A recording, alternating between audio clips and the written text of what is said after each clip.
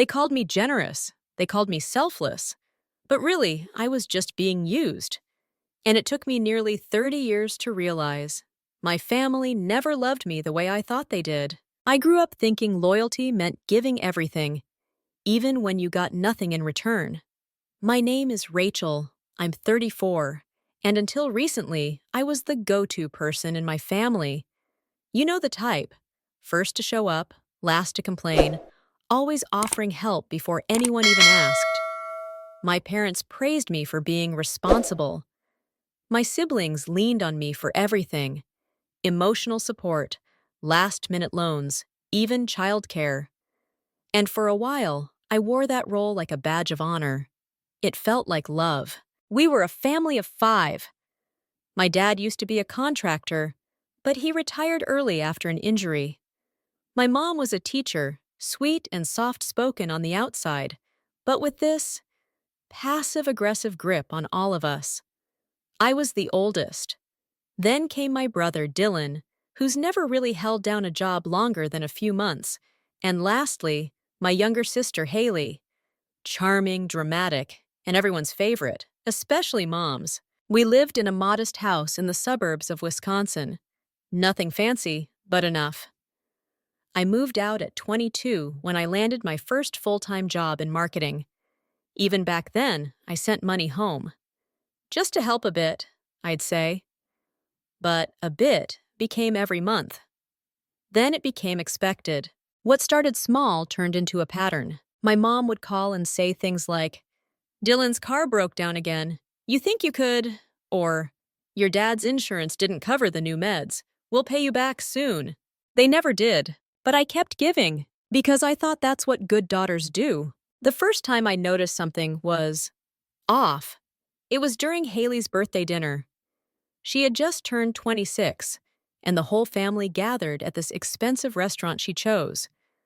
I was footing the bill, of course, and as we sat there, listening to her go on about her wellness coaching business that didn't actually bring in any income, I realized something. Everyone was celebrating her like she'd just won an Oscar. No one asked how I was doing. No one said thank you. At the end of the night, my mom leaned in and said, "Rachel, you're such a blessing to this family. God really gave you a strong back to carry us all." It was meant as a compliment, but it felt like a slap. Still, I smiled, paid the $400 bill, and went home with a knot in my stomach I couldn't explain. That night, I sat in my one-bedroom apartment, staring at the growing stack of unpaid credit card bills. I had been helping them, while slowly drowning myself. Fine. While slowly, but the worst was still ahead. A few months later, my dad called. He said Haley had an emergency opportunity, a chance to attend an exclusive retreat that could change her life and launch her business. He said they were $5,000 short, and they needed me. I remember holding the phone in silence. $5,000? I had just paid my rent late. I hadn't even bought myself a new winter coat, and my boots were cracking at the sole. But I said yes, because I didn't want to be the reason Haley failed. I transferred the money. And a week later, Haley posted pictures from a luxury spa in Sedona, sipping green juice in a silk robe. She didn't even mention me. Not in her caption, not in the comments, not in the thank you video she posted to her followers. She thanked the universe. That was the moment something in me started to fracture. Still, I kept quiet. I told myself maybe they just forgot. Maybe they were just bad at expressing gratitude. But things escalated again, faster than I expected. It was a Saturday, cold and gray. I was finally catching up on laundry and working on a freelance project when I got a text from Dylan. "Hey, Rach, Mom said you could help cover my rent this month. I'll pay you back Friday." I didn't respond, not right away. 2 minutes later, Mom texted too. "It's just this once. Dylan's trying really hard." 3 days later, Haley messaged me about an investment opportunity she wanted me to partner in. Basically, she wanted me to buy inventory for a clean skincare brand she hadn't even tested. That week, something broke. It wasn't the money. It was the realization that I had become a walking ATM, a lifeline, a backup plan. Not a daughter, not a sister, not a person. They didn't see me anymore. Just what I could provide. I didn't sleep for 3 nights. I walked around my apartment feeling like a ghost in my own life. I started imagining what it would look like to disappear. Not literally, but emotionally. To stop answering, to stop giving, to stop playing my role. And that's when I decided I would test something. I wouldn't say no, but I wouldn't say yes either. I would wait. I didn't respond to Dylan. I didn't open Haley's voice message, and I didn't pick up when Mom called. That night, I received a group message from all 3 of them.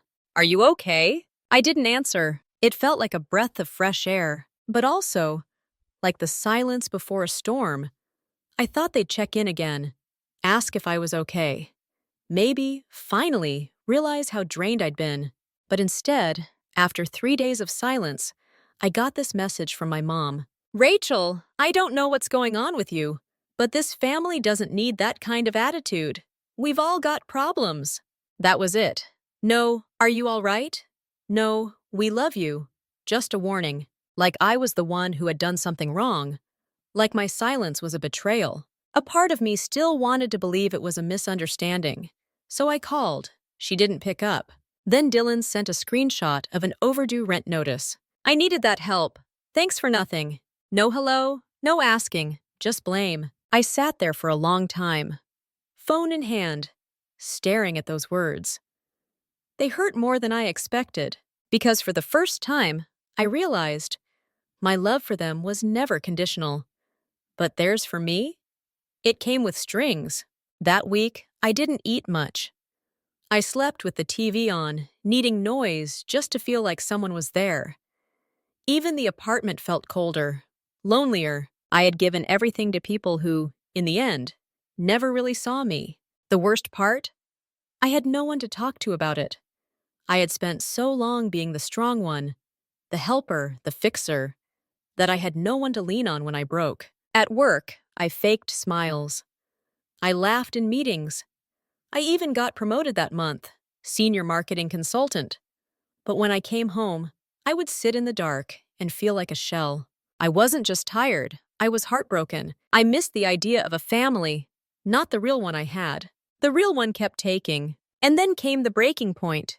It was a Saturday afternoon. I was just about to head out for groceries when the doorbell rang.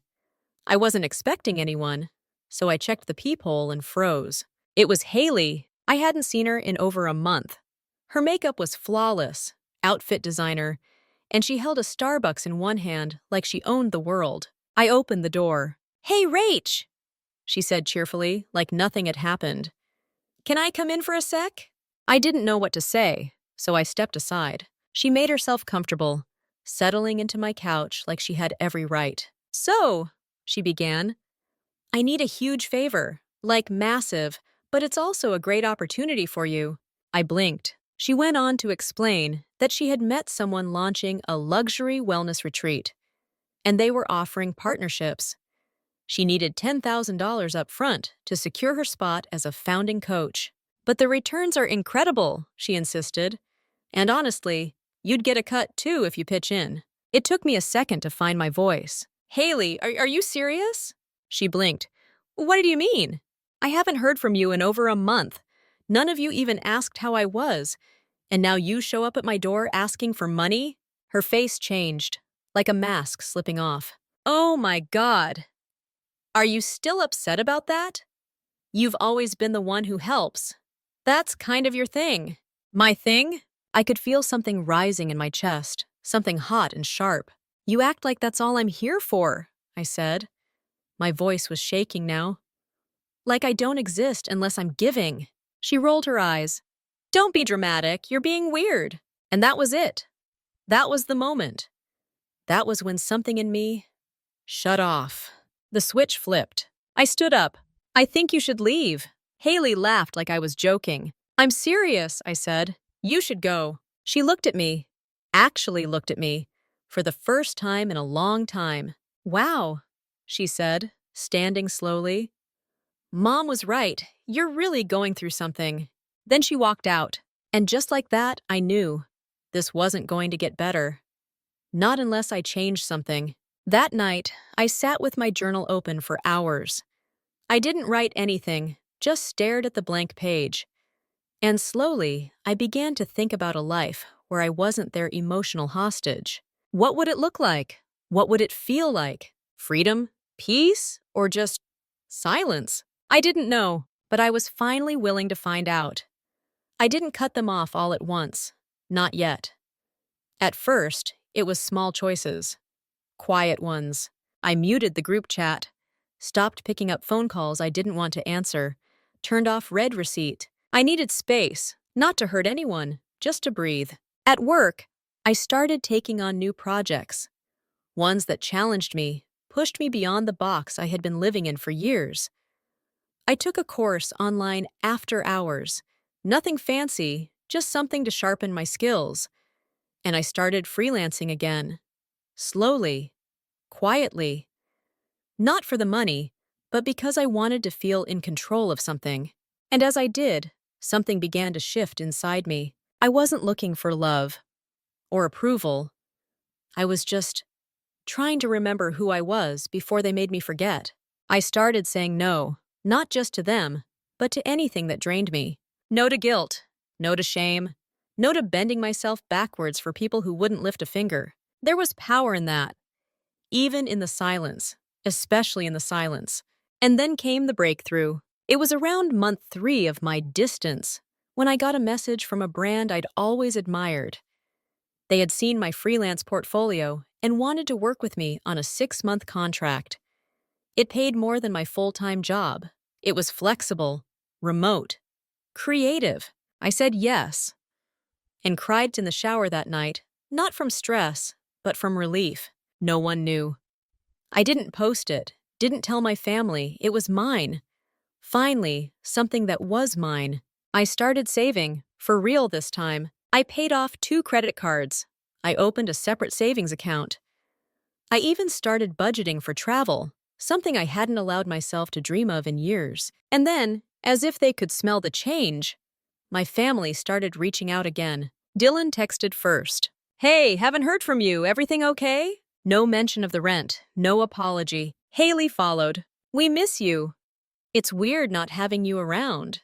She added a selfie of her and Mom at brunch. Like that would fix something. But it was Mom's message that hit me hardest. "I know we've had our issues, but you're still my daughter. I hope you're not letting bitterness ruin what we built as a family." Bitterness? I almost laughed. Bitterness wasn't what ruined us. It was entitlement, manipulation, years of taking without once looking back. I didn't reply. And that silence became my boundary. Then came the unexpected twist. At work, I pitched a concept for a long-form campaign, a storytelling series about people reclaiming their lives after emotional burnout. My manager loved it. So did the client. They gave me full creative control. One of the first stories I drafted was mine, stripped of names, of course, but the bones of it, being the giver, the strong one, the one everyone expected to carry everything, was all me. And it resonated. The campaign launched. It did well, really well. One of the best performing digital releases we'd done all year. A few weeks later, a well-known mental health nonprofit reached out. They wanted to feature me as part of their Resilience series.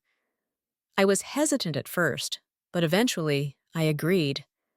On one condition: I wouldn't talk about my family, not directly. This was about me. The article went live. It was honest, vulnerable, raw. And it blew up. People messaged me from all over. Strangers who had also been the responsible one in their families, who had also hit that invisible wall of emotional exhaustion. They thanked me. Some cried. Some said they finally felt seen. I felt alive. I hadn't realized how deeply I'd buried myself under the weight of other people's needs. But now, I could breathe. Of course, with visibility came attention. And eventually, that attention looped back to my family. It started with a missed call from Haley, then another, then a voice message. "Hey, I saw the article. Are you seriously telling people we abused you? Mom's freaking out." I didn't respond, not because I was scared, but because I didn't owe her that energy anymore. Then came Mom. She called twice, left a voicemail the second time. I read what you wrote. I can't believe you'd air our dirty laundry like that. We're family, Rachel. Family. That word used to make me feel warm. Now, it felt like a loaded weapon. They still didn't get it. They thought this was revenge, but it wasn't. It was release, and I wasn't done yet. I had been invited to speak on a panel. Live. In front of an audience. It wasn't something I'd ever pictured myself doing, but something inside me whispered, do it. Not to prove anything to them, but to prove something to me. The night before the event, I sat in bed and looked through old photos.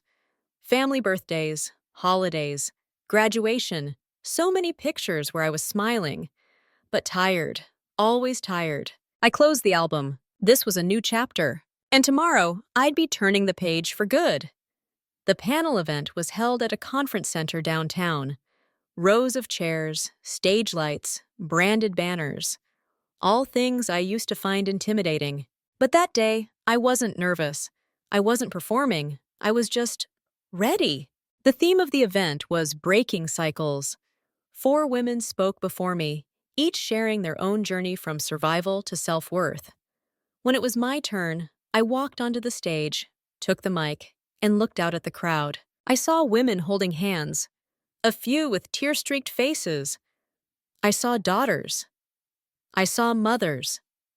I saw myself, and I spoke. I told them what it was like to give until you were hollow, to confuse obligation with love, to be applauded for your strength while secretly praying someone would just let you fall apart. I didn't mention names. I didn't need to. The truth has a way of standing on its own. I shared how I started saying no, how I stopped waiting for permission to rest, how I stopped begging for love that only came with receipts attached. When I finished, the room was silent for a second. Then the applause came, loud, warm, real. I stepped down from that stage, a different woman than the one who had walked up. And as I crossed the lobby, feeling light, free, even a little proud, there she was, my mother, standing near the back wall, arms folded tightly, lips pursed. My breath caught, but only for a moment. I walked past her at first. I wasn't going to stop, but then she spoke. So that's who you are now? I turned. That's who I've always been, I said calmly. You just didn't want to see it. She narrowed her eyes. You made us look like monsters. No, I replied steady. You did that yourselves. I just stopped covering for you. She blinked, the same way Haley had, like she couldn't quite believe I was speaking to her this way. But I wasn't being cruel. I was just done pretending. You think cutting us off makes you strong? She asked, voice tight with anger. No, I said, and took a step closer. I think surviving you made me strong. Cutting you off just gave me peace. She said nothing. No defense, no apology, just silence. And in that moment, I realized she had nothing left to hold over me. I gave her one last look, not hateful, not spiteful, just final. I hope one day you realize what love isn't, I said, because I finally do. Then I turned and walked away. I didn't cry. I didn't shake. I didn't look back. That night, Haley messaged me again. You embarrassed Mom. What kind of daughter does that? I stared at the message, then deleted it without opening, because I wasn't their daughter anymore. Not the one they had invented. Not the one they had used. I was my own. For the first time in my life, I wasn't performing for anyone. I wasn't explaining. I wasn't proving. I had nothing to prove, and that was power. These days, my life is quieter. Not the kind of quiet that feels like loneliness. The kind that feels like peace. I wake up without dread in my chest. I spend my weekends how I want, reading, writing, going to little cafes I used to rush past. I've been saving for a trip to Portugal. Just me. No guilt, no itinerary for anyone else. Work is going better than ever. My freelance business is stable. I get to choose my clients. I get to say no when something doesn't align with who I am. And more importantly, I've rebuilt my life in a way that finally feels like it belongs to me. I still get messages from time to time, from Haley, from Dylan. They range from passive-aggressive jabs to oddly sentimental, hope you're doing okay check-ins. But I don't answer, not because I'm angry, but because I'm not available for that kind of energy anymore. They don't know how to function without a scapegoat, without someone to carry their emotional baggage. But I've put mine down. As for my mom, I heard she started complaining to distant relatives that Rachel's gotten cold, that she thinks she's better than us now. But the truth is, I'm just no longer broken enough to fit inside the small, shrinking world they live in. It's not about revenge. They were never punished in a dramatic way. There were no big confrontations, no public fall from grace, just the absence of me. And slowly that was enough. Because when you take away the person they've been leaning on for years, they have to face the weight of their own lives, their own choices. And you'd be surprised how heavy that can feel when no one else is holding it for them. I've learned something through all of this, that healing doesn't always look like fireworks or grand speeches. Sometimes it's sitting in your apartment with a cup of tea, smiling to yourself because you finally feel safe inside your own skin. Sometimes it's walking past a number you used to answer without hesitation and feeling absolutely nothing. And sometimes it's realizing that the greatest form of love isn't sacrifice, it's self-respect. I used to believe that being a good daughter meant showing up no matter how badly I was treated. Now, I know better. Now I know that love without respect is manipulation in disguise, and that family isn't an excuse to bleed someone dry. I'm not bitter, I'm better. And to anyone who's ever felt like they owe more than they have to give, I want you to know this. You are allowed to protect your peace. You are allowed to say no. You are allowed to walk away, even if the people you're walking away from call it betrayal. Because sometimes walking away is the first step toward coming home to yourself. So, no, I didn't burn any bridges. I just stopped lighting myself on fire to keep them warm. And honestly, that's the best decision I've ever made.